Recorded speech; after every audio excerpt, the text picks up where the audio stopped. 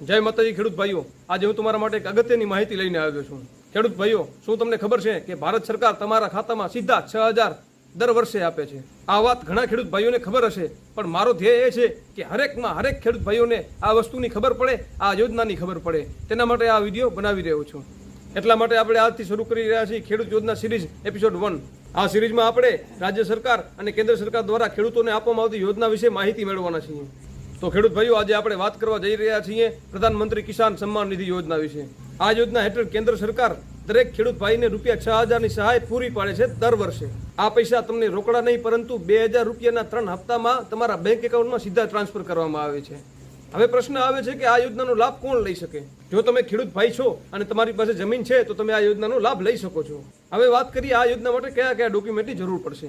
એક તો છે ખેડૂતનું આધાર કાર્ડ, એક છે તેમના બેંક પાસબુકની ઝેરોક્સ, ત્રીજા નંબરનું છે તેમના 7, 12 અને 8, અને ચોથા નંબરનું છે તેમના મોબાઈલ નંબર। આ 4 વસ્તુથી તમને આ યોજનાનો લાભ મળી શકશે। હવે આ યોજનાની અરજી કેવી રીતના કરવી?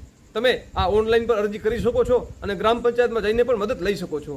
ખેડૂત ભાઈઓ, એક વસ્તુ ખાસ ધ્યાન રાખજો કે તમને રૂપિયા કેમ નથી મળતા। જો તમે તમારું આધાર કાર્ડ તમારા બેંક એકાઉન્ટ સાથે લિંક નહીં કરેલું હોય તો રૂપિયા મળવામાં બહુ તકલીફ પડી શકે છે। એટલે માટે તમે તમારા આધાર કાર્ડને બેંક સાથે લિંક કરી દેજો।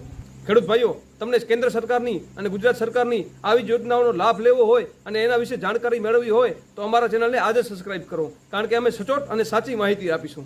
અને હા, આ સિરીઝમાં હું ખેડૂતોને કેન્દ્ર સરકારની અને રાજ્ય સરકારની દરેક યોજનાઓને એક એક કરીને સમજાવવાનો છું। માટે આ વિડીયો તમારા ખેડૂત મિત્રો સાથે પણ જરૂર શેર કરજો।